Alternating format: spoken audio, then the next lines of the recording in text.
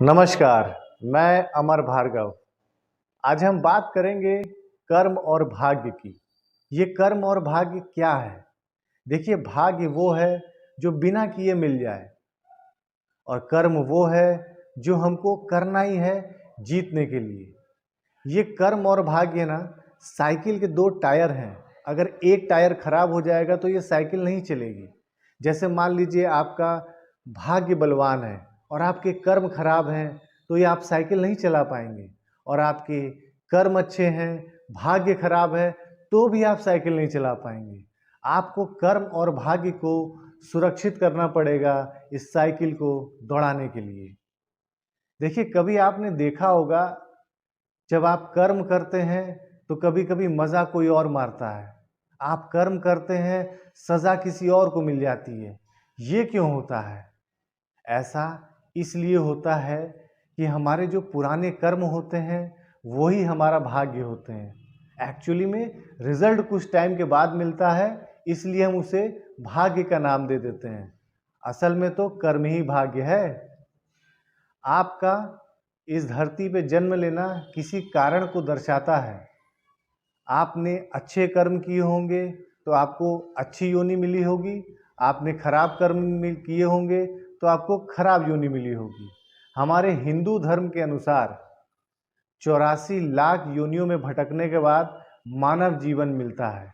और एक मानव जीवन ही ऐसा जीवन है जिसमें हम अपनी बुद्धि विवेक को जागृत कर अपने आत्मा को एक मार्ग दे सकते हैं।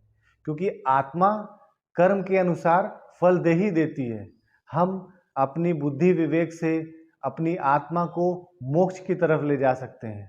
हमको अच्छे कर्म बुरे कर्म इसकी बुद्धि दी है भगवान ने कि हमको अपनी आत्मा को कहाँ पे ले जाना है। अब हम चर्चा करते हैं कर्मों की, क्योंकि कर्मों की वजह से ही हमको फल मिलता है। देखिए, कर्म होते हैं 3 प्रकार के: संचित कर्म, प्रारब्ध कर्म और क्रियामान कर्म। संचित कर्म और प्रारब्ध कर्म हमारे कंट्रोल में नहीं होते। हमारे कंट्रोल में होता है क्रियामान कर्म। आइए जानते हैं कैसे। संचित कर्म हमारे अनेक जन्म के पाप और पुण्य का संचय ही संचित कर्म है। संचित कर्म का मतलब हमारे कई जन्म के अच्छे और बुरे कर्म को एक जगह सुरक्षित रखना। संचित कर्म हमारे कंट्रोल में नहीं होता और न ही इसके बारे में हम जानते हैं, लेकिन भगवान इसके बारे में ज़रूर जानते हैं। दूसरा होता है प्रारब्ध कर्म। प्रारब्ध ही एक ऐसा कर्म है जो हम अपने जन्म के समय में संचित कर्म से लेकर आते हैं।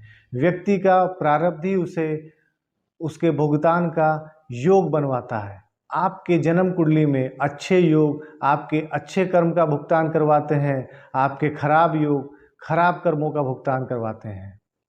श्री कृष्ण भगवान ने गीता में क्या है, कर्मणे राधिकावस्ते माँ फलेषु कदाचन। आप अच्छे और बुरे कर्म के अधिकार रखते हैं, लेकिन फल की चिंता ना करें, फल तो भगवान देगा ही। तीसरा होता है क्रियमाण कर्म। एक क्रियमाण कर्म ही ऐसा कर्म है जो हमारे कंट्रोल में होता है और हम वर्तमान में करते हैं। क्रियमाण कर्म करके हम अपनी आत्मा को उद्धार कर सकते हैं, अपनी आत्मा को एक मार्ग दिखा सकते हैं, आगे की गति तय कर सकते हैं, मोक्ष की तरफ ले जा सकते हैं। तो ये हुए हमारे 3 कर्म। तो हमारा आप लोग से अनुरोध है, ये तीनों कर्म को गौर से देखें और अपने क्रियमाण कर्म पे ध्यान दें। अपना कर्म करके अपनी सनातन संस्कृति को बढ़ाएं और धर्म और मोक्ष पर ध्यान दें। अपने अच्छे कर्मों से आगे की गति तय करें ताकि हमारे समाज में एक अच्छा फल मिले। आशा है आपको ये वीडियो ज़रूर पसंद आया होगा। धन्यवाद।